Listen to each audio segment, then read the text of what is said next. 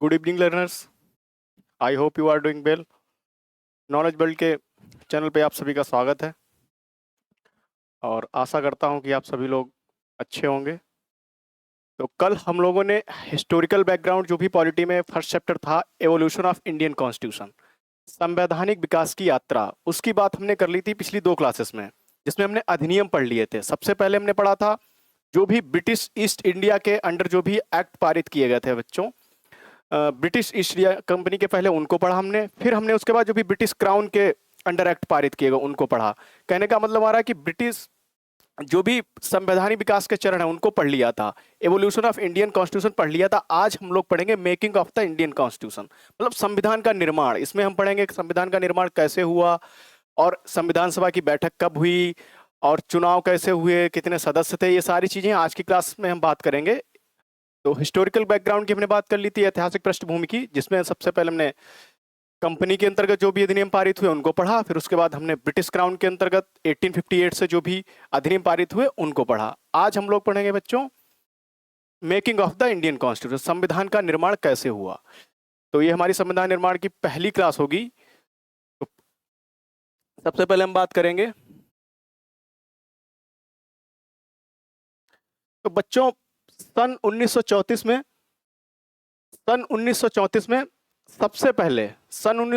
सबसे पहले वामपंथी नेता एम.एन. रॉय ने ये आइडिया दिया कि भारत का अपना एक संविधान होना चाहिए। बच्चों सबसे पहले एम.एन. रॉय, एक जो कि वामपंथी नेता थे, एम.एन. रॉय जो कि वामपंथी आंदोलन के प्रखर नेता थे, उन्होंने ये आइडिया दिया कि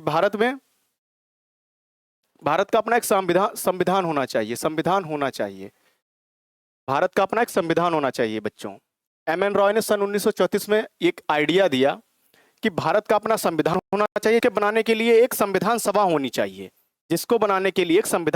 चाहिए, ऐसा सबसे पहले एम.एन. रॉय ने, जो कि वामपंथी आंदोलन के प्रखर नेता थे, उन्होंने ऐसा किया सन 1934 में। बच्चों 1934 में एम.एन. रॉय द्वारा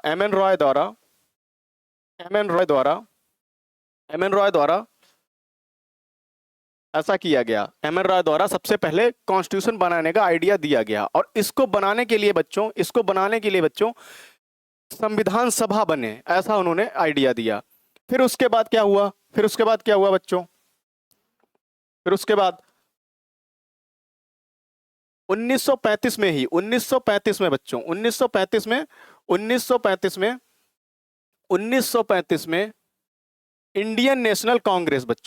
नेशनल कांग्रेस ने सन 1935 में बच्चों इंडियन नेशनल कांग्रेस ने अंग्रेजों से डिमांड की। अंग्रेजों से क्या डिमांड की? सन 1935 में अंग्रेजों से डिमांड की कि आप हमें अपना एक संविधान बना के, आप हमारी एक अपनी संविधान सभा बना के देंगे। इंडियन नेशनल कांग्रेस ने अंग्रेजों से डिमांड की बच्चों कि आप हमें संविधान सभा बना के देंगे। 1935 में अंग्रेजों से यह डिमांड की कि आप हमें हमारी संविधान सभा बना के देंगे, इंडियन नेशनल कांग्रेस ने, भारतीय राष्ट्रीय कांग्रेस ने बच्चों अंग्रेजों से यह डिमांड रखी 1935 में कि आप हमें हमारी संविधान सभा बना के देंगे। 1935 में भारतीय राष्ट्रीय कांग्रेस ने, सबसे पहले आइडिया किसने दिया? एम.एन. रॉय ने, जो कि एक वामपंथी आंदोलन के प्रखर नेता थे। उसके बाद सन 1935 से भारतीय राष्ट्रीय कांग्रेस ने बच्चों अंग्रेजों से यह डिमांड की, अंग्रेजों से यह मांग रखी कि आप हमें हमारी एक संविधान सभा बना के देंगे। फिर इसके बाद क्या हुआ बच्चों? 1938 में पंडित जवाहरलाल नेहरू ने एक प्रस्ताव रखा, एक घोषणा की कि भारत के संविधान के निर्माण के लिए पंडित जवाहरलाल नेहरू ने यह बात कही 1938 में। बच्चों 1938 में बात कही पंडित जवाहरलाल नेहरू ने अंग्रेजों से कि आप हमें हमारी संविधान सभा तो बना के देंगे। पंडित जवाहरलाल नेहरू ने यह बात कही 1938 में। पंडित जवाहरलाल नेहरू ने यह बात कही कि आप हमें संविधान सभा बना के तो देंगे, लेकिन उस संविधान सभा में सभी सदस्य भारतीय होंगे, सब बनाने वाले सभी लोग भारतीय होंगे। 1938 में बच्चों 1938 में जवाहरलाल नेहरू ने यह बात कही बच्चों 1938 में जवाहरलाल नेहरू ने यह बात कही कि आप हमें हमारी संविधान सभा तो बना के देंगे अंग्रेजों से, लेकिन उसमें सभी भारतीय होंगे, कोई भी अंग्रेज नहीं होगा। अंग्रेजों से यह बात कही कि आप हमें हमारी जो संविधान सभा बना के देंगे, पहली बात आप हमें हमारी संविधान सभा बना के देंगे, दूसरा इसमें कोई भी अंग्रेज नहीं होगा, हम सभी भारतीय ही हमारे भारत का संविधान बनाकर तैयार करेंगे। तो ऐसी बात सबसे पहले पंडित जवाहरलाल नेहरू ने अंग्रेजों से यह डिमांड रखी। उसके बाद क्या हुआ, इस बात हम बात करेंगे, क्योंकि इसको अगस्त प्रस्ताव, मतलब इसको आगे हम पढ़ेंगे कि सैद्धांतिक रूप से इसे नेहरू की इस मांग को, बच्चों नेहरू की इस मांग को, ये देखिए नेहरू की इस मांग को ब्रिटिश सरकार ने सैद्धांतिक रूप से स्वीकार कर लिया। नेहरू की इस मांग को ब्रिटिश सरकार ने बच्चों सैद्धांतिक रूप से स्वीकार कर लिया। नेहरू ने क्या कहा, नेहरू जी ने यह कहा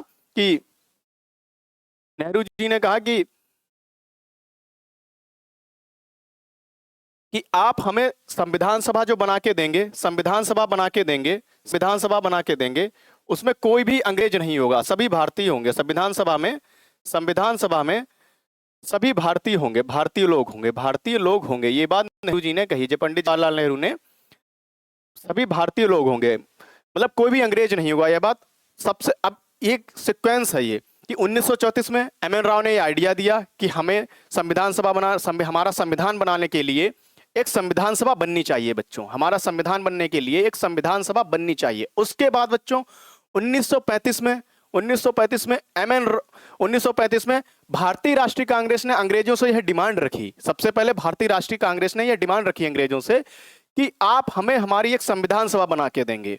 और उसके बाद 1938 में पंडित जवाहरलाल नेहरू ने कहा अंग्रेजों से कि हमारी संविधान सभा जो आप बना के देंगे उसमें कोई भी अंग्रेज नहीं होगा, सभी भारतीय लोग होंगे।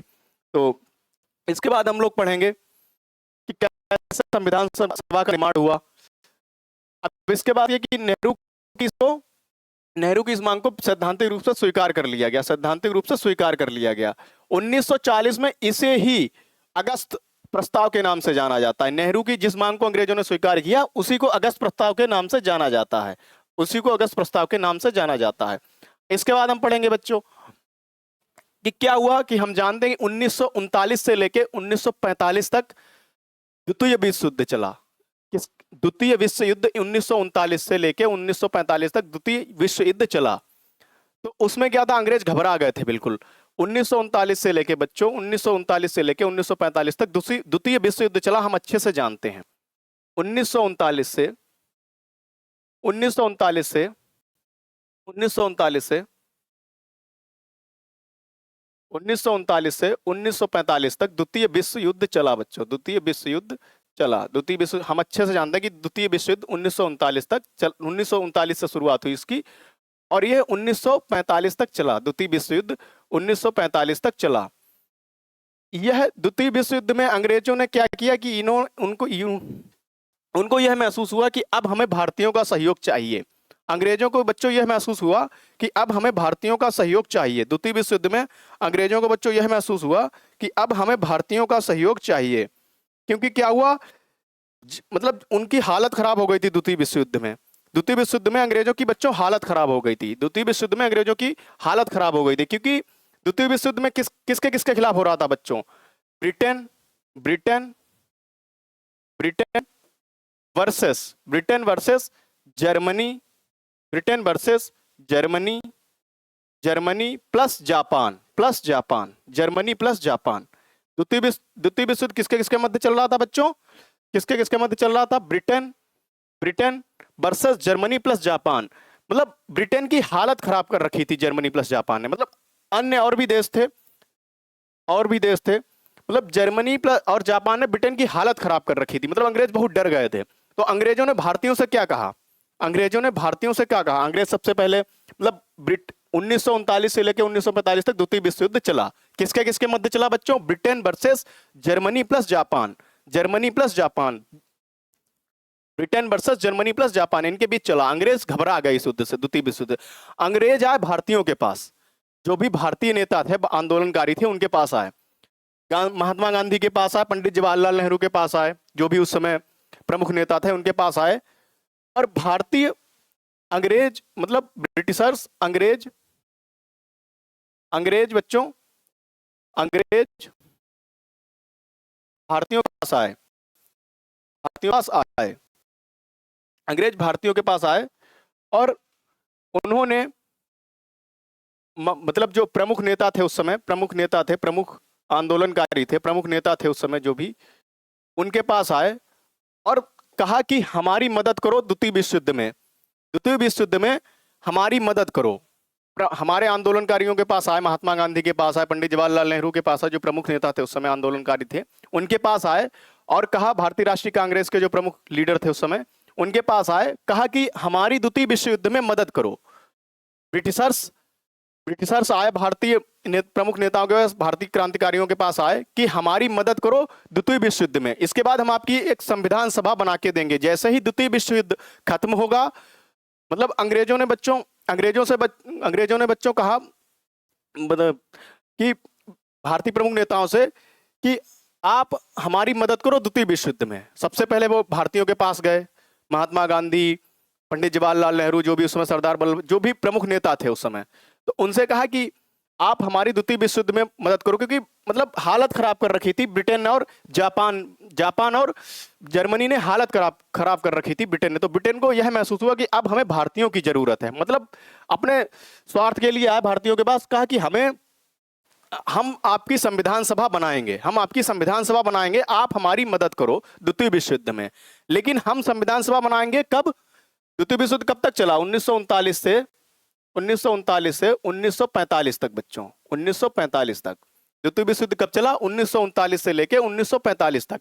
लेकिन हम 1945 के मतलब जब द्वितीय विश्व युद्ध खत्म हो जाएगा, जब द्वितीय विश्व युद्ध खत्म हो जाएगा उसके बाद हम आपकी संविधान सभा बना के देंगे। ऐसा ब्रिटिशर्स ने भारतीयों से कहा, भारतीय नेताओं से, भारतीय राष्ट्रीय कांग्रेस के नेताओं से कहा कि जब द्वितीय विश्व युद्ध समाप्त हो जाएगा, उसके बाद हम आपकी संविधान सभा बना के देंगे, जिसका काम होगा देश का संविधान बनाना। तो ब्रिटिशर्स आए सबसे पहले भारतीय राष्ट्रीय कांग्रेस के नेताओं के पास और उन्होंने कहा कि हम आपकी संविधान सभा बना के देंगे, जो आपने डिमांड रखी है हम उस पर सहमत हैं, लेकिन आपको हमारी द्वितीय विश्व युद्ध में मदद करनी होगी, लेकिन हम आपकी संविधान सभा जब भी द्वितीय विश्व युद्ध समाप्त हो जाएगा उसके बाद बना के देंगे। अब यहां पर बच्चों एक सोचने वाली बात है कि जैसे कोविड आया, कब आया? 2020 में आया, 2020 के स्टार्टिंग में आया। क्या हमको पता था कि कोविड 2022 में खत्म हो जाएगा? ये चीज हमें पहले से कोई प्रेडिक्शन थोड़ी ना था कि हाँ ये खत्म हो जाएगा 2022 में या 2021 में ही खत्म हो जाएगा। किसी चीज को, किसी नेता को ये बात पता थोड़ी थी कि 1945 में, वो तो बाद में पता चला कि 1945 में द्वितीय विश्व युद्ध खत्म हो गया। उस समय अब लिखा है किताबों में कि द्वितीय विश्व युद्ध 1945 में खत्म हो गया, लेकिन उस टाइम जब द्वितीय विश्व युद्ध चल रहा था तब किसी को ये थोड़ी ना पता था कि 1945 में खत्म ही हो जाएगा। तो भारतीय राष्ट्रीय कांग्रेस के नेताओं ने यह बात कही कि हम तुम्हारा सहयोग नहीं करेंगे, मना कर दिया, मतलब प्रत्यक्ष रूप से मना ही कर दिया कि हम मदद नहीं करेंगे। हमको क्या पता द्वितीय विश्व कब चलेगा, 20 साल चलेगा, 25 साल चलेगा, हमारी 20 साल बाद संविधान सभा बनाओगे। तो मतलब सीधे मना कर दिया कि हम मदद आपकी नहीं करेंगे, क्योंकि आप खुद ही समझो 2020 में कोविड आया, हम लोगों को थोड़ी ना पता था कि 2022 में कोविड खत्म हो जाएगा। तो ऐसे ही उस समय भारतीय राष्ट्रीय कांग्रेस के नेताओं को ये पता थोड़ी ना था कि 1945 में द्वितीय विश्व युद्ध खत्म हो जाएगा। वो तो चल रहा था, खत्म हो गया, वो तो बाद में बुक्स में लिखा गया ना कि 1945 में खत्म हो गया। उस समय किसी को नहीं पता था कब तक चलेगा, 20 साल चलेगा, 25 साल चलेगा, 5 साल चलेगा। लेकिन इसीलिए भारतीय राष्ट्रीय कांग्रेस के नेताओं ने अंग्रेजों को मना कर दिया बच्चों कि हम आपकी मदद नहीं करेंगे, हम आपकी मदद नहीं करेंगे। उसके बाद क्या हुआ? क्रिप्स मिशन आया बच्चों, उसके बाद क्रिप्स मिशन आया, मतलब ब्रिटिशर्स आए और उन्होंने भारतीयों से मदद मांगी, क्योंकि द्वितीय विश्व युद्ध में हालत खराब कर रखी थी जर्मनी ने ब्रिटिशर्स की। तो फिर अंग्रेज, फिर क्या हुआ? सर स्टफर्ड क्रिप्स, जो कि एक ब्रिटिश सरकार में मंत्री थे, उनकी अध्यक्षता में, मतलब ब्रिटिश सरकार के कैबिनेट मंत्री सर स्टफर्ड क्रिप्स ब्रिटिश मंत्रिमंडल के एक सदस्य, एक स्वतंत्र संविधान के निर्माण के लिए ब्रिटिश सरकार के एक प्रारूप प्रस्ताव के साथ भारत आए। मतलब इन्होंने भी यही बात कही, जो पहले ब्रिटिशर्स आए थे, भारतीयों से मदद मांगी कि हमारी द्वितीय विश्व युद्ध में मदद करो। द्वितीय विश्व युद्ध 1945 से लेके सेकेंड वर्ल्ड वॉर जो चला है वो 1939 से लेकर 1945 तक चला है, हम जानते हैं अच्छे से। लेकिन ये बात उस समय किसी को नहीं पता था कि द्वितीय विश्व युद्ध इतनी 6 साल चलेगा या 5 साल चलेगा, 20 साल चलेगा।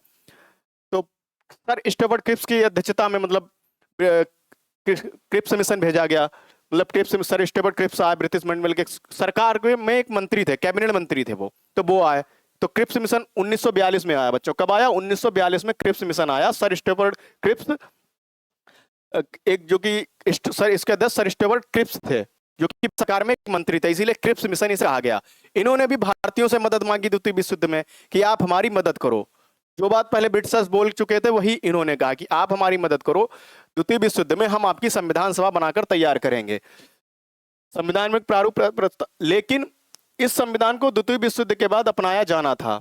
फिर इसके बाद क्या हुआ, मतलब अंततः भारत में कैबिनेट मिशन को भेजा गया। इस मिशन ने 2 संविधान सभाओं की मांग को ठुकरा दिया, लेकिन उसने ऐसी संविधान सभा के निर्माण की योजना सामने रखी जिसने मुस्लिम लीग को काफी हद तक संतुष्ट कर दिया। इस चीज को हम आगे पढ़ेंगे, क्योंकि जो चीज यहाँ पे पीपीटी में लिखी हुई एकदम इस चीज को हम आगे पढ़ेंगे। अभी हमें समझना ये जरूरी है कि क्रिप्स मिशन क्यों आया और इसकी मांग को क्यों ठुकरा दिया। क्रिप्स मिशन ने भी यही चीज कही जो पहले अंग्रेज ब्रिटिशर्स बोल चुके थे, कि ब्रिटिशर्स ने कहा भारतीयों से कि हमें द्वितीय विश्व युद्ध में आपकी मदद चाहिए। लेकिन यहाँ भी भारतीयों ने, महात्मा गांधी, पंडित जवाहरलाल नेहरू ने मना कर दिया कि हम तुम्हारी मदद नहीं कर सकते, हमें क्या पता द्वितीय विश्व युद्ध कब खत्म होगा।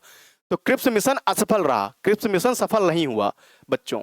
क्रिप्स मिशन असफल रहा। क्रिप्स मिशन की असफलता का जो प्रमुख कारण है वो यही है कि द्वितीय, उन भारतीयों ने कहा अगर संविधान सभा बनाना है तो अभी बनाओ, हमारी द्वितीय विश्व युद्ध कब तक चलेगा हमें नहीं पता, अगर संविधान सभा बनाना है हमारी अभी बना, तब हम आपका सहयोग करेंगे। भारतीयों ने कहा, भारतीय राष्ट्रीय कांग्रेस के नेताओं ने बच्चों का, कि अगर संविधान सभा बनानी है तो अभी बनाओ, संविधान सभा अगर बनानी है तो अभी बनाओ, बाद में पता नहीं कब तक चलेगा द्वितीय विश्व युद्ध, हमें थोड़ी ना पता कब तक चलेगा। तो इसका प्रमुख कारण यही था। सर स्टेफर्ड क्रिप्स के जब आए थे भारत, इसका असफल होने का प्रमुख कारण यही था कि भारतीयों को नहीं पता था द्वितीय विश्व युद्ध कब चलेगा, और उन्होंने तुरंत, मतलब कि अभी बनाओ हमारी संविधान सभा, इसी शर्त पर हम आपकी मदद करेंगे। इसीलिए सर स्टेफर्ड क्रिप्स का मिशन खत्म हो गया।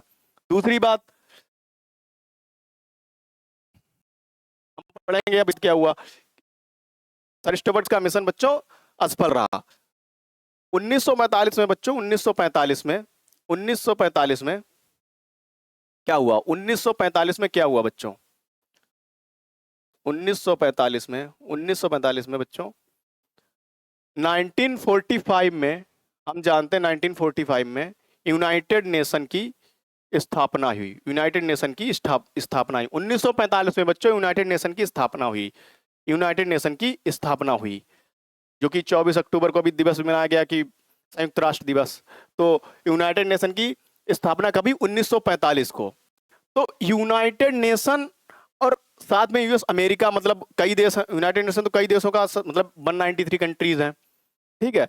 और इसमें कुछ, तो यूनाइटेड नेशन और यूएस, मतलब अमेरिका, यूएस अमेरिका, और फिर उसके बाद क्या था कि अन्य देश भी, कई देश। तो अमेरिका ने कहा ब्रिटेन से कि अब आप किसी देश को गुलाम नहीं बना सकते। प्लस हम लगातार, उस समय आया था क्विट इंडिया मूवमेंट, भारत छोड़ो आंदोलन, भारत छोड़ो आंदोलन, भारत छोड़ो आंदोलन, भारत छोड़ो आंदोलन, भारत छोड़ो आंदोलन, भारत छोड़ो आंदोलन, भारत छोड़ो आंदोलन, भारत छोड़ो आंदोलन, उस टाइम आया था बच्चों भारत छोड़ो आंदोलन। तो यूनाइटेड नेशन, अमेरिका और भारत छोड़ो, ऐसे कई उस टाइम भारतीय राष्ट्रीय कांग्रेस के नेता कई आंदोलन कर चुके थे, और उसमें भारत छोड़ो आंदोलन 1942 में आया। तो अंग्रेजों पर लगातार दबाव बन रहा था, लगातार दबाव बन रहा था अंग्रेजों पर, ब्रिटिशर्स पर लगातार दबाव बन रहा था, लगातार दबाव बन रहा था कि अब आप किसी को गुलाम नहीं बना सकते, किसी भी देश को गुलाम नहीं बना सकते, आप किसी भी देश को गुलाम नहीं बना सकते बच्चों। मतलब यूनाइटेड नेशन ने कहा, और फिर उस समय क्विट भारत छोड़ो आंदोलन भी चल रहा था, और कई देशों ने इस चीज को मतलब माना कि अब आप किसी भी देश को गुलाम नहीं बना सकते। ब्रिटिशर से बात कही, दबाव बना, बहुत ज्यादा प्रेशर बना। तो अंग्रेजों ने यह चीज सोची, मतलब महसूस की कि हमारी जो बची खुची इज्जत है, अगर इसको हमें बरकरार रखना है तो हमें भारत को आजाद कर देना चाहिए। हमें अगर अन्य देशों के साथ या भारत के साथ फ्यूचर में रिलेशन ठीक ठाक रखने हैं तो हमें भारत को आजाद कर देना चाहिए। यह बात 1945 में अंग्रेजों को महसूस हुई। अंग्रेजों को यह चीज महसूस हुई 1945 में अंग्रेजों को यह चीज महसूस हुई कि अगर हमें बची खुची इज्जत अपनी बरकरार रखनी है, या भारत के साथ हमें फ्यूचर में अपने रिलेशन ठीक ठाक रखने हैं, या अमेरिका के साथ हमें फ्यूचर में अपने रिलेशन ठीक ठाक रखने हैं, तो हम किसी भी देश को गुलाम नहीं बना सकते, मतलब हम भारत को गुलाम नहीं बना सकते। तो यूनाइटेड नेशन लगातार प्रेशर बना रहा था ब्रिटिशर्स पर, कि आप अब किसी भी देश को गुलाम नहीं बनाएंगे। तो 1945 में अंग्रेजों ने यह चीज महसूस की कि अगर हमें भारत के साथ अपने रिश्ते ठीक ठाक रखने हैं तो हमें भारत को आजाद कर देना चाहिए। अगर हमें भारत के साथ अपने रिश्ते ठीक ठाक रखने, अच्छे रखने हैं, तो हमें भारत को आजाद कर देना चाहिए, क्योंकि लगातार अंग्रेजों पर दबाव बन रहा था, अमेरिका का, यूनाइटेड नेशंस का, एवं लगातार जो आंदोलन हो रहे थे, जैसे उस समय भारत छोड़ो आंदोलन आया।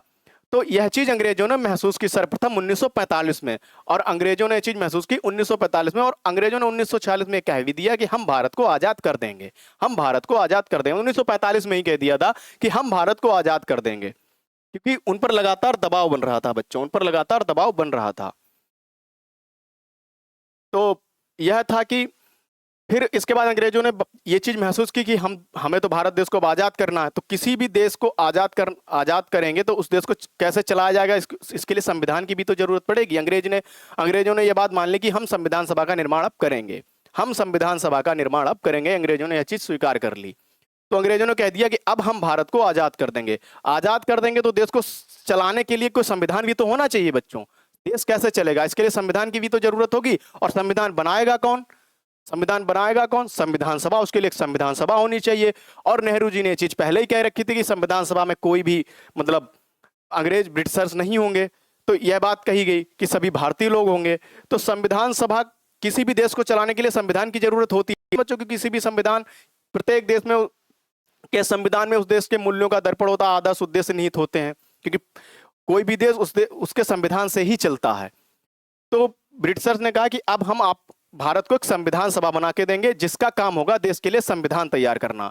ब्रिटिशर्स ने कहा कि हम 1945 में ब्रिटिशर्स ने कहा कि हम भारत को आजाद कर देंगे, लेकिन कोई भी देश आजाद कर देंगे उससे पहले हमें संविधान भी तो बनाना होगा देश का। देश नहीं तो देश चलेगा कैसे? तो संविधान बनाने के लिए हम एक संविधान सभा बनाएंगे।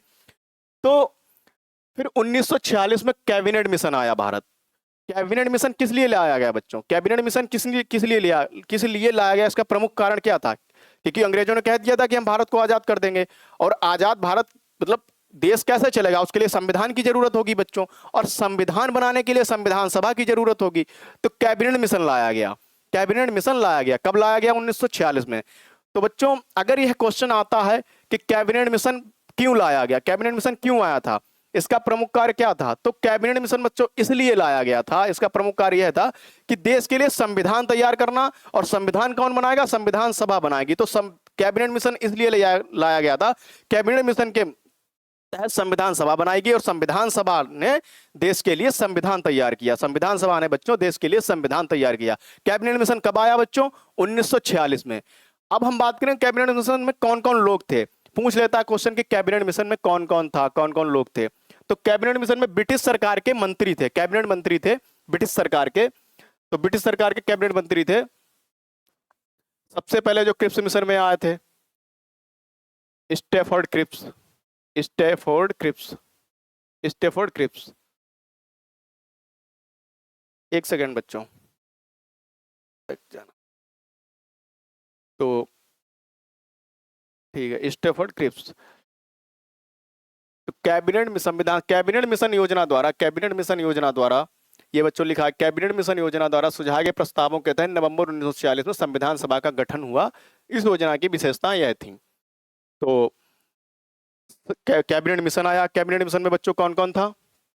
कैबिनेट मिशन कौन कौन था? Sir Stafford Cripps, sir Stafford Cripps थे, जो पहले भी क्रिप्स मिशन में आ चुके थे। सर स्टैफोर्ड क्रिप्स जो ब्रिटिश सरकार में कैबिनेट मंत्री थे। स्टैफोर्ड क्रिप्स, स्टैफोर्ड क्रिप्स,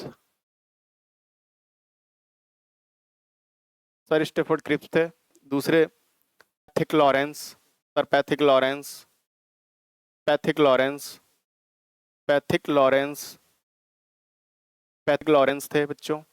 और तीसरे एबी अलेक्जेंडर, एबी अलेक्जेंडर बच्चों, A B Alexander, A B Alexander, A B Alexander बच्चों, एबी अलेक्जेंडर।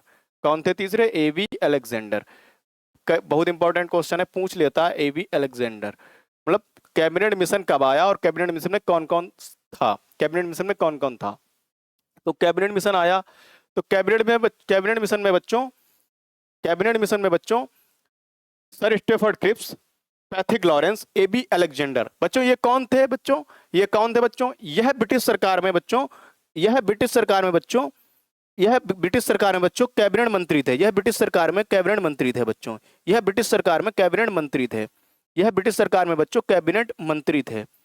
तो इसलिए 1946 में कैबिनेट मिशन लाया गया, क्योंकि इसे ये तीन सदस्यीय कैबिनेट मिशन, तीन सदस्य थे कैबिनेट मिशन में बच्चों। कौन कौन था? Sir Stafford Cripps, Pethick Lawrence, A B Alexander. तो आपसे अगर पूछ ले कि कैबिनेट मिशन कब आया था और क्यों आया था, तो कैबिनेट मिशन में कौन कौन सदस्य थे, क्वेश्चन कई बार पूछा गया। कैबिनेट मिशन में कौन कौन सदस्य? तीन सदस्य थे। सर स्टेफर्ड क्रिप्स बच्चों, दूसरे सर पैथिक लॉरेंस और एबी अलेक्जेंडर। ये तीन लोग कैबिनेट मिशन में भारत आए।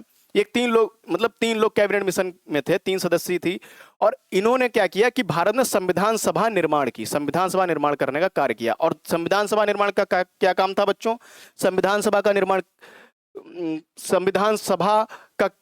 का क्या काम था? देश के लिए संविधान तैयार करना, देश के लिए संविधान तैयार करना। तो बच्चों कौन था? Sir Stafford Cripps, A B Pethick Lawrence और एबी अलेक्जेंडर, तीन सदस्यीय कैबिनेट मिशन भेजा गया बाहर, जिसका काम था देश के लिए संविधान तैयार करना, देश के लिए संविधान तैयार करना, देश के लिए संविधान तैयार करना। और देश ये संविधान सभा देश के लिए संविधान तैयार करेगी। यह कैबिनेट मिशन का मुख्य काम यही था कि देश के लिए संविधान तैयार करना।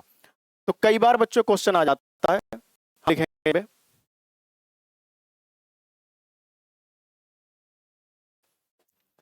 Cabinet mission. कैबिनेट मिशन 1946 में आया था, नवंबर 1946। Cabinet mission, cabinet mission, cabinet mission क्या काम था बच्चों? संविधान सभा का निर्माण करना, संविधान सभा का निर्माण करना, संविधान सभा का निर्माण करना, संविधान सभा का निर्माण करना बच्चों, संविधान सभा का निर्माण करना, संविधान सभा का निर्माण करना बच्चों, संविधान सभा का निर्माण करना। और इस संविधान सभा निर्माण, यह संविधान सभा क्या करेगी? देश के लिए संविधान निर्माण करना, देश के लिए संविधान निर्माण करना। क्योंकि किसी भी देश के चलाने के लिए संविधान की तो जरूरत पड़ेगी ना। संविधान तैयार करना, संविधान तैयार करना, संविधान तैयार करना, संविधान तैयार करना बच्चों। तो ये था कैबिनेट मिशन। कैबिनेट मिशन बच्चों कौन कब आया? 1946। कौन कौन था इसमें? Sir Stafford Cripps, Pethick Lawrence एवं AB Alexander. Sir Stafford Cripps, AB Alexander, Pethick Lawrence, तीन सदस्यीय कैबिनेट मिशन भारत आया, जिसका काम क्या था बच्चों? देश के लिए संविधान सभा का निर्माण करना। और संविधान सभा का क्या काम होगा? देश के लिए संविधान तैयार करना, देश के लिए संविधान सभा, देश के लिए संविधान तैयार करना। यह था कैबिनेट मिशन का प्रमुख कार्य।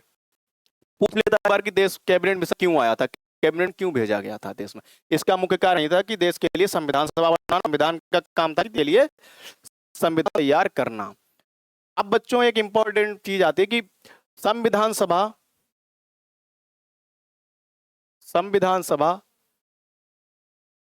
की कुल सदस्य संख्या कितनी थी? मतलब संविधान सभा की कुल सदस्य संख्या कितनी थी? 389 बच्चों। कितनी थी? कैबिनेट मिशन में ये कहा गया बच्चों, कैबिनेट मिशन में कहा गया बच्चों, कैबिनेट मिशन में कहा गया कि संविधान सभा की सदस्य संख्या 389 होगी, 389 होगी, 389 होगी। मतलब ये बात कही गई 389 होगी। मतलब संविधान सभा की कुल सदस्य संख्या 389 होनी थी। यह कहा गया कैबिनेट मिशन में बच्चों। किसमें कहा गया? कैबिनेट मिशन में कि 389 सदस्य संविधान सभा में होंगे। कितने होंगे बच्चों? 389 सदस्य होंगे। और उसमें और भी बहुत सी बातें हैं। हम इसके अकॉर्डिंग जो पीपीटी है ना, इसके अकॉर्डिंग ये चीजें, इसमें बहुत सी चीजें हम बाद में पढ़ेंगे, तो हम धीरे धीरे समझेंगे। यहाँ सबसे ज्यादा यहाँ पे इंपॉर्टेंट क्या है। तो 389 हैं। अब हम समझेंगे इसको कि 389 में से किसको कितनी सीट आवंटित की गई। मतलब उसकी जनसंख्या, प्रत्येक समुदाय को उसकी जनसंख्या के आधार पर सीधे सीटें बांटेंगे। इसमें यह भी कहा गया कैबिनेट में, मतलब प्रत्येक समुदाय को उसकी जनसंख्या के आधार पर सीटें बांटी जानी थी, यह बात कही गई। तो इसमें क्या हुआ कि सीटें कुल कितनी थी? 389।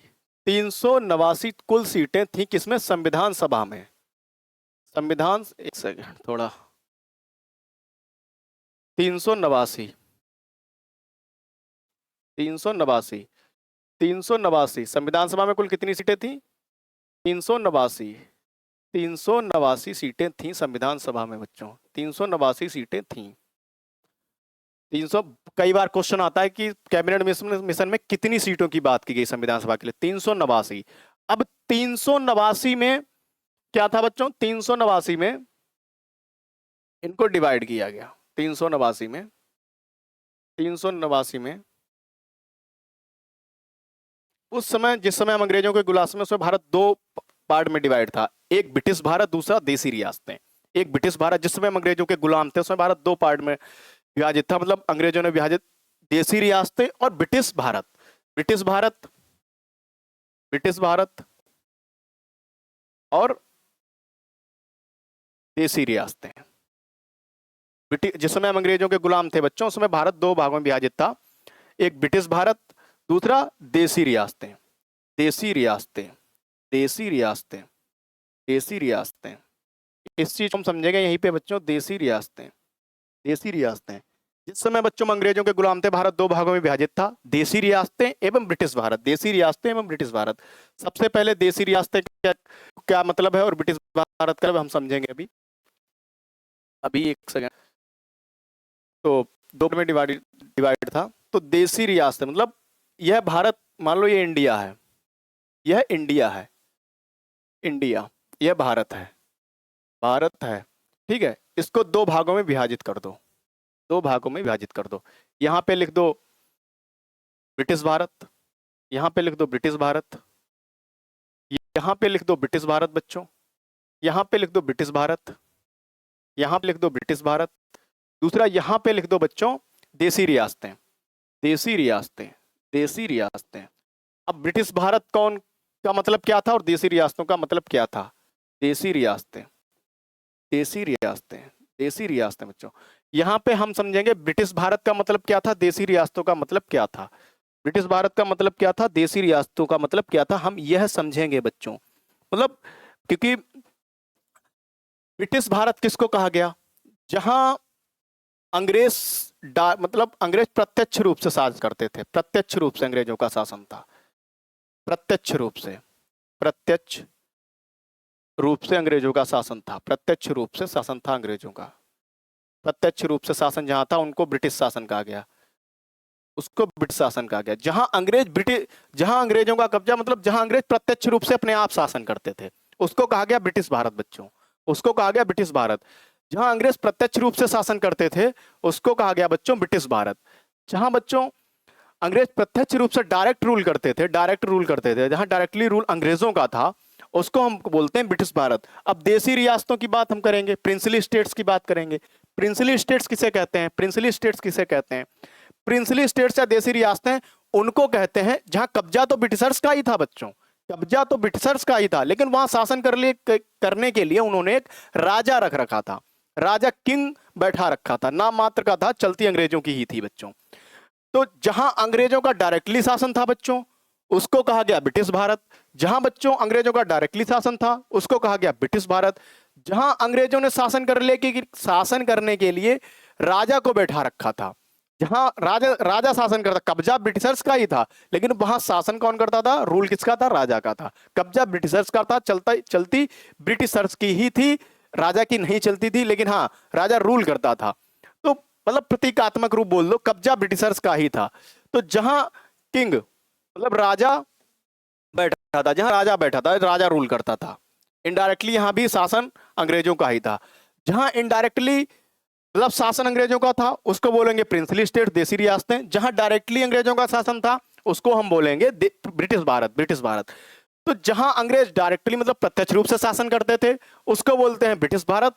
और जहां अंग्रेज किसी के माध्यम से, मतलब अंग्रेजों ने कब्जा अंग्रेजों का ही था, लेकिन किसी के माध्यम से शासन करवाते थे, उसको बोलते हैं देसी रियासतें, प्रिंसली स्टेट्स।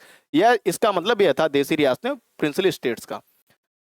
तो 389 सीट की बात की गई बच्चों संविधान सभा में, 389 सीट की बात की गई, 389 सीट की बात की गई बच्चों।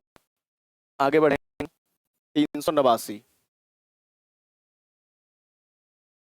389 सीट की बात की गई बच्चों। संविधान सभा में कितनी, कैबिनेट मिशन में क्या कहा गया कि संविधान सभा में 389 टोटल सीट होंगी, संविधान सभा में कुल सीट, संविधान सभा में कुल कितनी सीट होंगी? संविधान सभा में कुल सीट, कुल सीट कितनी होगी? ये कैबिनेट मिशन में कहा गया, कैबिनेट मिशन में कहा गया संविधान सभा में कुल सीट कितनी होंगी? 389 होगी संविधान सभा में कुल सीट, 389 होंगी संविधान सभा में कुल सीट कितनी होंगी? 389। अब 389 को डिवाइड किया जाएगा, 389 को डिवाइड किया जाएगा ब्रिटिश भारतीय प्रांत में। ब्रिटिश भारतीय प्रांत में कितनी सीट रहेंगी? ब्रिटिश भारतीय प्रांत में, ब्रिटिश भारत में कितनी सीटें डिवाइड की कितनी रहेंगी? दूसरा, देशी रियासतों में कितनी सीटें रहेंगी? देशी रियासतों में कितनी सीटों की व्यवस्था की जाएगी? देशी रियासतों में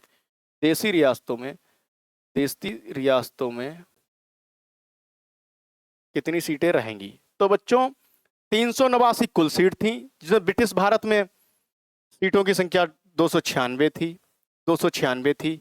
आगे ब्रिटिश भारत भी डिवाइड होगा। ब्रिटिश भारत में जो बड़े बड़े शहर थे उन्हें ब्रिटिश प्रांत कहा गया, छोटे छोटे शहरों को चीफ कमिश्नरी एरिया कहा गया, 4 उनको दी गई।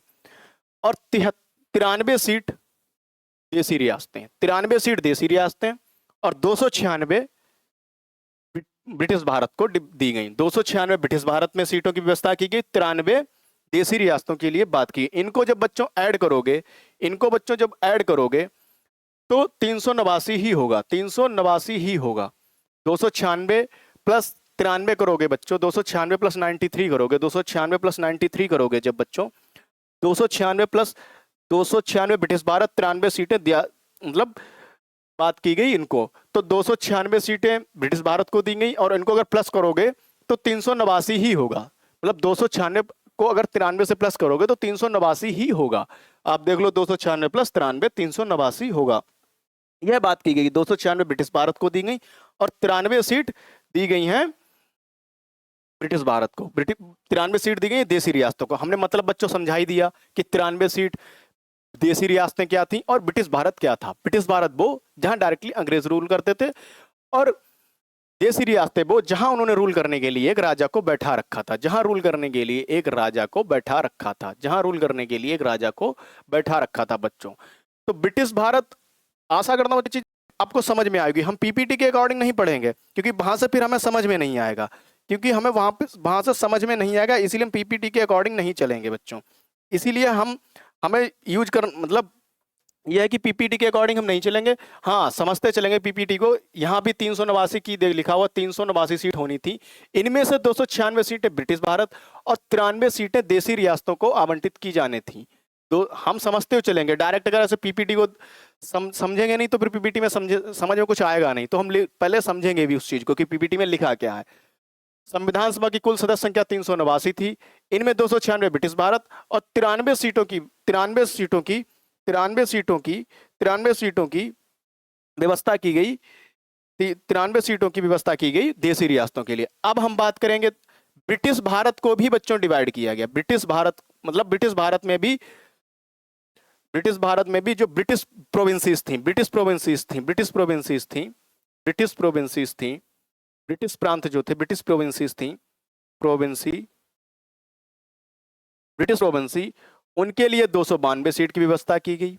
और चीफ कमिश्नरी एरिया जो दिल्ली, कुर्ग और Balochistan, Marwar, Ajmer, chief commissionery area को 4 सीटों की बात की गई। चीफ कमिश्नरी एरिया के लिए 4 सीटों की बात की गई। चीफ कमिश्नरी एरिया के लिए 4 सीटों की बात की गई। यह था बच्चों। कुल सीटें बच्चों 389। कुल सीटें कितनी बात की गई? 389। कुल सीटें 389, 296 ब्रिटिश भारत, 93 देशी रियासतें। फिर ब्रिटिश भारत में जो, अच्छा यह समझाना जरूरी है कि ब्रिटिश भारत में ब्रिटिश प्रोविंसी किसे बोलते थे और चीफ कमिश्नरी एरिया किसे कहते थे, ये चीज समझेंगे। यहाँ पे मान लो यहाँ ये है, ये बड़े बड़े शहर जो हैं, जो बड़े बड़े हैं, इनको हम ब्रिटिश प्रोविंसी कह देंगे, ब्रिटिश प्रोविंसी कह देंगे, ब्रिटिश प्रोविंसी, ब्रिटिश प्रांत, ब्रिटिश प्रोविंसी कहेंगे। और जो छोटे छोटे शहर हैं, ब्रिटिश भारत में जो छोटे छोटे शहर हैं उनको chief commissionery area, chief commissionery area, chief commissionery area. हर चीज को समझेंगे क्योंकि यहाँ पे समझना जरूरी है। चीफ कमिश्नरी एरिया, जो बड़े बड़े शहर हैं ब्रिटिश भारत में उनको बोला गया ब्रिटिश प्रोविंसी, ब्रिटिश प्रोविंसी, ब्रिटिश प्रोविंसी। और जो छोटे छोटे शहर हैं, जो छोटे छोटे शहर हैं, जो छोटे छोटे शहर हैं उनको वो ब्रिटिश मतलब ब्रिटिश प्रोविंसी को बड़े बड़े शहर बोला गया, और जो छोटे छोटे शहर हैं उनको बोला गया चीफ कमिश्नरी। मतलब दिल्ली, अजमेर, मारवाड़, कुर्ग, उस सब बलूचिस्तान, उनको बोला गया चीफ कमिश्नरी। उनके लिए 4 सीटों की व्यवस्था की गई। तो अब हम बात करेंगे यहाँ पे संविधान सभा में चुनाव के बाद जुलाई अगस्त में का रिजल्ट आ गया, तो मई जून में शायद चुनाव हुए थे। तो अब हम बात करें चुनाव कैसे हुआ संविधान सभा का, कैसा हुआ उसकी बात करें। 389 सदस्य थे। अब उनका चुनाव कैसे हुआ होगा उसकी बात हम करेंगे, क्योंकि ये जानना बहुत जरूरी है, क्वेश्चन आ जाता है। अब बच्चों अगर यहाँ पे क्वेश्चन पूछा जाए कि संविधान सभा में कुल कितने सदस्य थे, 389। मतलब अगर क्वेश्चन आपसे पूछा जाए कि संविधान सभा में कुल कितने सदस्य थे, तो आंसर क्या होगा आपका 389। आंसर क्या होगा आपका 389। अब अगर पूछा जाए कि चीफ कमिश्नरी एरिया के लिए कितनी सीटों की व्यवस्था की गई, 4 सीट के लिए, और ब्रिटिश भारत के लिए 296, और ब्रिटिश प्रोविंसी जो कि उसमें हुआ गवर्नर प्रांत के, उसमें बात की गई 292 की, 292 की। अब हम बात करेंगे कि इनका चुनाव कैसे हुआ, इनका चुनाव कैसे हुआ, कैसे चुनाव हुआ, चुनाव कैसे हुआ। प्रत्येक ब्रिटिश प्रांत को आवंटित की गई सीटों का निर्धारण 3 प्रमुख समुदायों को के बीच उनकी जनसंख्या के अनुपात में किया जाना था। ये 3 समुदाय थे, मुस्लिम, सिख व सामान्य। मुस्लिम सिख को छोड़कर, मतलब 3 समुदाय ये थे। और प्रत्येक समुदाय के प्रतिनिधियों का चुनाव प्रांतीय असेंबली में उस समुदाय के सदस्यों द्वारा किया जाना था। और सिस्टम क्या था चुनाव का, चुनाव का सिस्टम क्या था, चुनाव कैसे होगा, चुनाव कैसे होगा। Proportional representation single transferable voting system जो होता है, proportional representation with single transferable voting system, मतलब ये लिखा हुआ है बच्चों, एकल संक्रमणीय मत के माध्यम से समानुपातिक प्रतिनिधित्व तरीके से मतदान किया जाना था। इस चीज को हम प्रेसिडेंट जब पढ़ेंगे ना तब समझेंगे कि एकल संक्रमणीय मतदान क्या होता है, मतलब समानुपातिक प्रतिनिधित्व एकल संक्रमणीय मतदान के क्या होता है। इसको जब हम प्रेसिडेंट पढ़ेंगे ना बच्चों, वहां समझेंगे। अभी हम सिर्फ इतना समझ लें कि चुनाव कैसे हुआ, संविधान सभा के सदस्यों का चुनाव कैसे हुआ। प्रत्येक समुदाय के प्रतिनिधियों का चुनाव उस असेंबली में समुदाय के सदस्यों द्वारा किया जाना था, और एकल संक्रमणीय मत के माध्यम से समानुपातिक प्रतिनिधित्व तरीके से किया जाना था। मतलब proportional representation with single transferable voting system, proportional representation with single transferable voting system था उस समय, जो कि हम आगे प्रेसिडेंट जब पढ़ेंगे उसमें समझेंगे कि ये होता क्या है। अभी ये समझ लेंगे कि एकल संक्रमणीय मत के माध्यम से समानुपातिक प्रतिनिधित्व तरीके से मतदान किया जाना था। बच्चों अगर एक क्वेश्चन आ जाए कि संविधान सभा चुनाव का तरीका क्या था, रीत क्या थी, मतलब निर्वाचन की रीत क्या थी, तो क्या कहेंगे, एकल संक्रमणीय मत के माध्यम से समानुपातिक प्रतिनिधित्व तरीके से किया गया, मतलब proportional representation with single transferable voting system. तो इस तरीके से चुनाव किया गया। अब हम बात करेंगे संविधान सभा में सभी मेंबर इलेक्टेड थे। एक क्वेश्चन है कि संविधान सभा सभी मेंबर का इलेक्टेड थे, ये क्वेश्चन बनता है यहाँ पे कि क्या संविधान सभा में सभी मेंबर इलेक्टेड थे। ऐसा नहीं है बच्चों, संविधान सभा में सभी मेंबर इलेक्टेड नहीं थे, कुछ नॉमिनेटेड थे, कुछ इलेक्टेड थे। संविधान सभा के चुनाव का जो तरीका था उसमें सभी 389 मेंबर थे कुल, तो संविधान सभा में 93 सीटें तो देशी रियासतों को दे दी गई, 296 सीटें दी गई हैं ब्रिटिश भारत को। तो क्या 389 के 389 इलेक्टेड थे, 389 के 389 इलेक्टेड थे? ऐसा नहीं है बच्चों, 389 के 389 इलेक्टेड नहीं थे। तो फिर कैसे थे? उनमें से 200 अब 389 कुल सदस्य संख्या थी, 389 कुल सदस्य संख्या थी, जिनमें ब्रिटिश भारत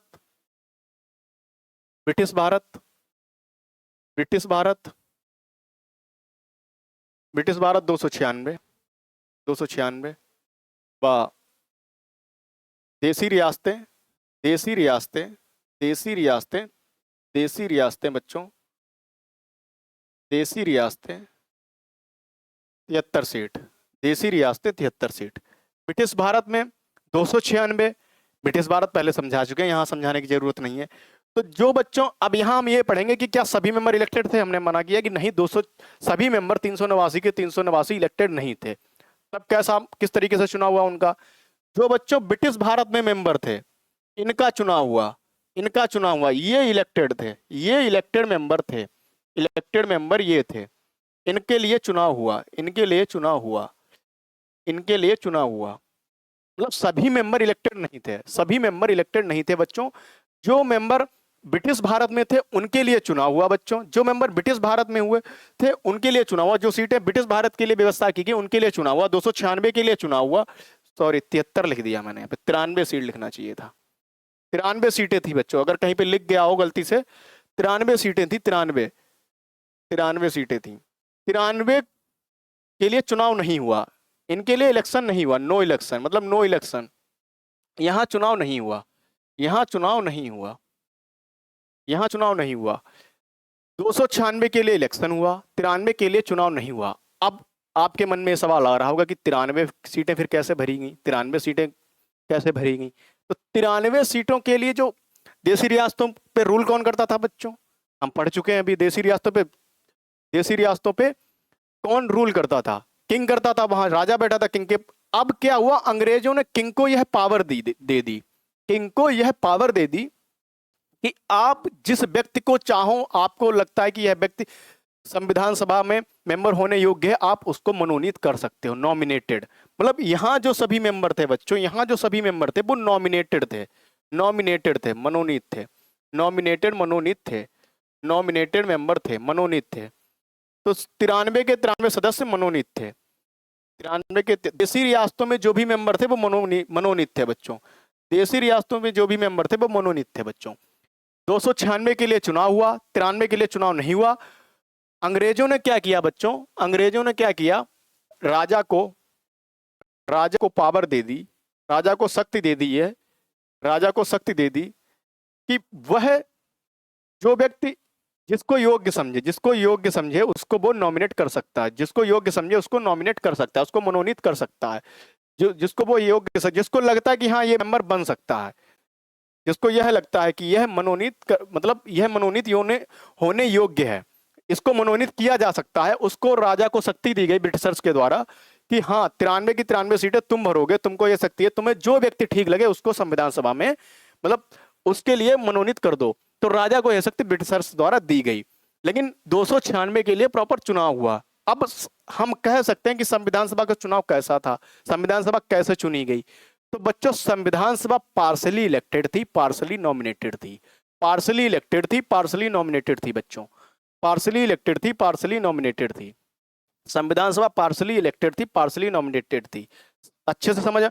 पार्सली मतलब थोड़ा, आंशिक रूप से, आंशिक रूप से संविधान सभा, आंशिक रूप से, आंशिक रूप से, आंशिक रूप से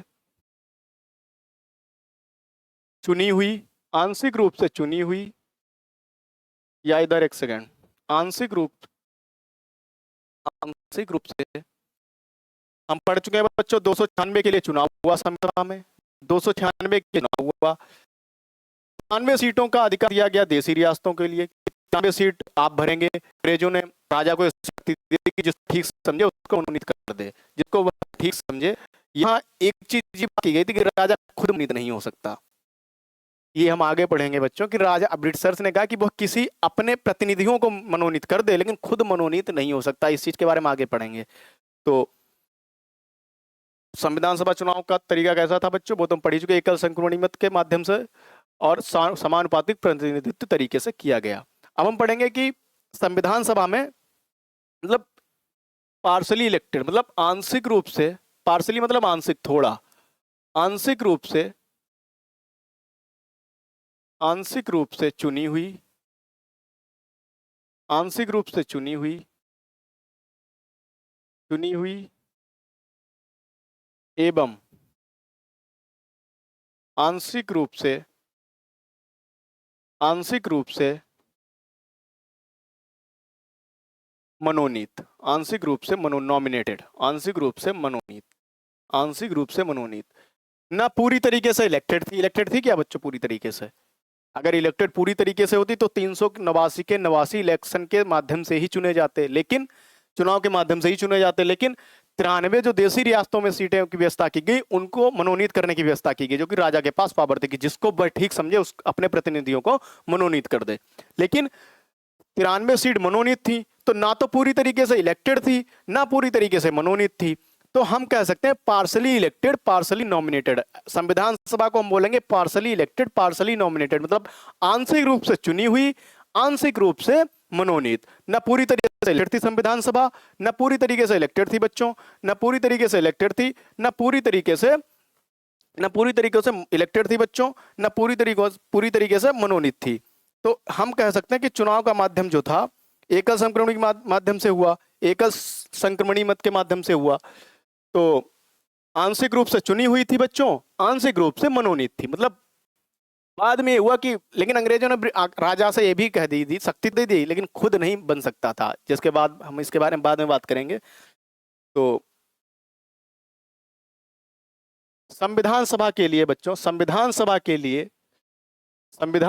लिए जुलाई अगस्त 1940 चुनाव जुलाई अगस्त 1940 में हुआ। ब्रिटिश भारत की, ये यहाँ पे लिखा हुआ, अच्छा, ब्रिटिश भारत के लिए 296 सीटें हुई, तो भारतीय राष्ट्रीय कांग्रेस को 208 सीटें मिली, मुस्लिम लीग को 73 सीटें मिली बच्चों, छोटे समूह सदस्यों को 15 सीटें मिली। हालांकि देशी रियासतों को आवंटित की गई 93 सीटें पर नहीं पाई। अब यहाँ पे दिमाग में आ रहा होगा कि अभी आपने कहा कि 93 सीटों की शक्ति दी गई थी राजा को कि वो अपने प्रतिनिधियों को मनोनीत करे, ये क्वेश्चन बन रहा होगा। बच्चों एक चीज आप खुद सोचो, अगर आपको यह शक्ति दे दी जाए, पावर दे दी जाए, आपको यह शक्ति दे दी जाए, पावर दे दी जाए कि आप संविधान सभा के किसी भी अपने प्रतिनिधि को मनोनीत कर, जैसे आपको शक्ति दे जाए कि आप अपने क्षेत्र में किसी भी प्रतिनिधि को, आप अपने जिले से किसी भी अपने प्रतिनिधि को सांसद सदस्य बना दें, संसद सदस्य बना दें, तो सबसे पहले आप अपना ही नाम रखोगे, सबसे पहले आप अपना ही नाम रखोगे, किसी और का नहीं रखोगे। सबसे पहले आप यही सोचोगे जब हमारे पास शक्ति है तो हम ही बनेंगे ना सबसे पहले सांसद, किसी और को क्यों बनाएंगे। लेकिन अंग्रेजों ने राजा को यह पावर नहीं दी, अंग्रेजों ने सिर्फ यह बोला कि आप अपने प्रतिनिधियों को मतलब मनोनीत कर सकते हो, जो भी आपके प्रतिनिधि हैं जिनको आप योग्य समझते हो कि हाँ वो संविधान सभा में मनोनीत होने लायक हैं, उनको आप मनोनीत कर सकते हो, अपने प्रतिनिधियों को मनोनीत कर सकते हो, लेकिन आप खुद नहीं हो सकते। अब आप खुद सोचो, अगर आपसे यह बोल दिया जाए कि आप अपने जिले से संसद सदस्य के लिए जिस व्यक्ति को आप योग्य समझे उसको मनोनीत कर सकते हैं, लेकिन सबसे पहले आप तो अपने बारे में ही सोचोगे ना कि हमें अगर यह पावर दी गई कि किसी भी प्रतिनिधि को मनोनीत कर सकते हैं, तो यह पावर क्यों नहीं दी गई कि हम खुद मनोनीत हो जाएं। तो राजा इस चीज से चिढ़ गए थे बच्चों, जो किंग थे वो इस चीज से चिढ़ गए थे कि जब हमें यह पावर दी गई कि किसी भी प्रतिनिधि को मनोनीत कर सकते हैं, तो हमें यह पावर क्यों नहीं दी गई कि हम मनोनीत खुद हो जाएं। तो राजाओं ने क्या किया कि किसी भी व्यक्ति को मनोनीत ही नहीं किया। बाद में हालांकि वो सीटें भर गई, लेकिन उस समय 93 की 93 सीटें खाली रह गई, 93 सीटें खाली रह गई, जो भी देशी रियासतों की सीटें थी वो खाली रह गई। मनोनीत करने की शक्ति तो दे दी, लेकिन आप खुद ही सोचो, आपको कोई से कल को बोला जाए कि आप किसी भी अपने जिले से किसी भी व्यक्ति को मनोनीत कर दो, तो आप सबसे पहले खुद के बारे में ही सोचोगे कि हम ही अपना नाम रखें। लेकिन आपको जब इस शक्ति दे ही नहीं कि आप खुद का नाम नहीं रख सकते, तो आप इससे चिढ़ जाएंगे कि हमें यह शक्ति क्यों नहीं दी गई कि हम खुद का नाम रखें। तो राजा इस चीज से, ब्रिटिशर से चिढ़ गए थे, तो उन्होंने किसी भी व्यक्ति को मनोनीत ही नहीं किया कि हम खुद का नाम, अगर हमारे पास यह शक्ति नहीं है कि हम खुद का नाम मतलब संविधान सभा में मनोनीत कर पाए, खुद का नाम रख पाए, तो हम किसी और को भी मनोनीत नहीं करेंगे। तो अंग्रेज इस चीज से चिढ़ गए थे बच्चों, इसीलिए अंग्रेजों ने किसी भी व्यक्ति को संविधान सभा में मनोनीत नहीं किया था। यही मेन रीजन था कि संविधान सभा में 93 देशी रियासतों के लिए जो सीटों की व्यवस्था की गई वो खाली रह गई। यही मेन रीजन था बच्चों, जो 93 देशी, यहाँ पे चीज लिखी हुई नहीं है कि 93 सीटें भर नहीं पाई। उन्होंने अपने आप को, क्योंकि उन्होंने अपने संविधान सभा को खुद से अलग रखने का निर्णय किया। क्यों रखा वो हमने आपको बता दिया, क्योंकि उनको यह शक्ति नहीं दी थी राजाओं को कि वे खुद संविधान सभा में मनोनीत हो सके। अंग्रेजों ने उनको, इसीलिए उन्होंने खुद को संविधान सभा से अलग रखने का निर्णय लिया बच्चों। यद्यपि संविधान सभा का चुनाव भारत के वयस्क मतदाताओं प्रत्यक्ष रूप से नहीं हुआ, ठीक है। अब हम पढ़ेंगे संविधान सभा के मतलब किसने कितनी सीटें जीती। अब बच्चों यहाँ पर हमने अभी पढ़ा कि 208 कांग्रेस को मिली, 208 कांग्रेस को मिली संविधान सभा में। कांग्रेस बना सकता है कि संविधान सभा में कांग्रेस ने कितनी सीटें जीती थी? 208। मुस्लिम लीग को कितनी मिली? मुस्लिम लीग को 73 मिली। मुस्लिम लीग 73 सीटें मिली। मुस्लिम लीग को कितनी मिली? मुस्लिम लीग को 73 सीटें मिली। मुस्लिम लीग को बच्चों 73 सीटें मिली। मुस्लिम लीग को 73 सीटों की व्यवस्था की गई। 73। इस चीज से मुस्लिम लीग के लोग चिढ़ गए। इस चीज से मुस्लिम लीग के लोग बच्चों चिढ़ गए कि अब तो संविधान सभा में बहुमत किसका है? भारतीय राष्ट्रीय कांग्रेस का है, कांग्रेस के लोगों का है। तो संविधान तो ये अपने तरीके से बनाएंगे, हमारी तो चलेगी ही नहीं। हम तो मतलब 73 लोग ही हैं, ये 208 हैं। तो मुस्लिम लीग के सदस्य इस चीज से चिढ़ गए कि संविधान सभा में कांग्रेस के ज्यादा मेंबर आए, कांग्रेस के ज्यादा मेंबर चुनकर आए। तो इस चीज से मुस्लिम लीग मतलब नाराज हो गई, तो चिढ़ गई कि हमारे सदस्य 73 ही हैं, तो संविधान तो अपने तरीके से बनाएंगे, हमारी तो चलेगी ही नहीं, क्योंकि बहुमत उनका है। तो इस चीज से मुस्लिम लीग चिढ़ गई और 15 सीटें अन्य सदस्यों की बात की गई। 15 सीटें अन्य सदस्यों की बात की गई। तो एक सेकेंड,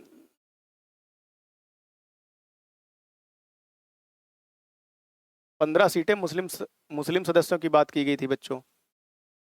ये देखो, कांग्रेस को कितनी मिली बच्चों? 208। कांग्रेस को कितनी मिली? 208। मुस्लिम लीग को कितनी मिली? 73। ये मेन है, मतलब क्वेश्चन बन जाता है मुस्लिम लीग को संविधान सभा में कितनी सीटें मिली? 73। बाकी यूनिनिस्ट पार्टी को 1 मिली, यूनिनिस्ट मुस्लिम पार्टी को 1 मिली, यूनिनिस्ट शेड्यूल कास्ट को 1 मिली, कृषक प्रजा पार्टी को 1 मिली, शेड्यूल कास्ट फेडरेशन को 1 मिली, सिख नॉन कांग्रेस जो थे उनको 1 मिली, कम्युनिस्ट पार्टी को 1 मिली, इंडिपेंडेंट्स जो भी थे उनको। इस तरीके से सीटों की व्यवस्था की गई। मतलब 15 जो अलग से थी उनकी बात यहाँ पर की गई है। फिर हिंदू कितने थे संविधान सभा में बच्चों? हिंदू कितने थे? हिंदू थे 163। हिंदू थे 163 बच्चों। हिंदुओं की संख्या कितनी थी? 163। 80 मुस्लिम थे। 80 मुस्लिम थे। 80 मुस्लिम थे। अनुसूचित जाति के 31 थे। भारतीय ईसाई जो थे वो 6 थे। पिछड़ी जातियां 6 थी। सिख 4 थे संविधान सभा में। एंग्लो इंडियंस 3 थे। पारसी 3 थे। मतलब सभी वर्गों से लोग चुनकर आए थे। सभी जात, किसी के साथ भेदभाव नहीं किया गया। सभी वर्गों से लोग, सभी समुदाय से लोग, सभी कास्ट से आए थे। हिंदू, मुस्लिम, सिख, ईसाई, अनुसूचित जाति, सभी लोग, सभी वर्गों से लोग चुनकर आए थे बच्चों। पर किसी के साथ भेदभाव नहीं हुआ। लेकिन मुस्लिम लीग इस चीज से चिढ़ गई थी बच्चों कि हमें, हमारे मेंबर कम है, हमारे मेंबर कम है, तो हमें मौका नहीं मिलेगा। हमें मौका, हम मतलब संविधान तो कांग्रेस वाले अपने मन से बनाएंगे, क्योंकि हमारे कुल 73 मेंबर हैं और जो है कांग्रेस के 208 हैं बच्चों। इस चीज से मुस्लिम लीग के सदस्य बच्चों चिढ़ गए थे। मुस्लिम लीग के सदस्य बच्चों चिढ़ गए थे। मुस्लिम लीग के सदस्य चिढ़ गए थे। एक इंपॉर्टेंट बात है कि क्वेश्चन कई बार मतलब पूछ लेता है एग्जाम्स में कि क्या महात्मा गांधी संविधान सभा के सदस्य थे? ऐसा नहीं है बच्चों, महात्मा गांधी संविधान सभा के सदस्य नहीं थे। मोहम्मद अली जिन्ना, मतलब महात्मा गांधी और मोहम्मद अली जिन्ना ऐसे 2 प्रमुख नेता थे बच्चों जो संविधान सभा के सदस्य नहीं थे। और एक कई बार पूछा हुआ क्वेश्चन है कि संविधान सभा की क्या मतलब नाम दे देंगे कि इनमें से कौन मतलब संविधान सभा का सदस्य नहीं है, और आप कंफ्यूज हो जाओगे, आप सोचोगे महात्मा गांधी तो प्रमुख नेता थे, वो तो होंगे ही इसके सदस्य। लेकिन नहीं, ऐसा नहीं है। महात्मा गांधी संविधान सभा के सदस्य नहीं थे, ना ही मोहम्मद अली जिन्ना संविधान सभा के सदस्य थे। ये 2 मेंबर मतलब संविधान सभा के सदस्य नहीं थे, ऐसा था। तो आज हमने पढ़ा है कि संविधान का निर्माण कैसे हुआ, कैबिनेट मिशन क्यों आया, कितने मेंबर थे, देसी रियासतों के बारे में जाना, ब्रिटिश भारत के बारे में जाना, ब्रिटिश प्रोविंसी के बारे में जाना, और हमने चीफ कमिश्नरी एरिया के बारे में जाना, जो दिल्ली, अजमेर, मारवाड़, कुर्ग, बलूचिस्तान थी। 4 चीफ कमिश्नरी एरिया की बात की गई थी, इसके बारे में जाना। अब बात होगा संविधान सभा की कार्यप्रणाली। संविधान सभा की कार्यप्रणाली की बात होगी। संविधान सभा की कार्यप्रणाली की बच्चों, संविधान सभा की कार्यप्रणाली की बात होगी। संविधान सभा की कार्यप्रणाली की बात होगी। संविधान सभा की कार्यप्रणाली बच्चों, यहां से हम कल पढ़ेंगे, यहां से हम कल पढ़ेंगे। आज के लिए इतना ही।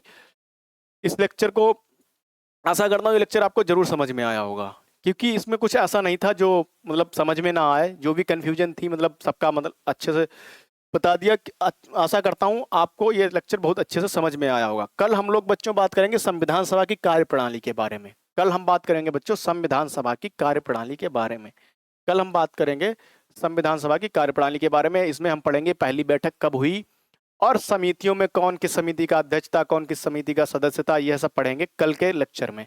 आज के लिए बच्चों इतना ही, और सभी को शुभ रात्रि एवं धन्यवाद।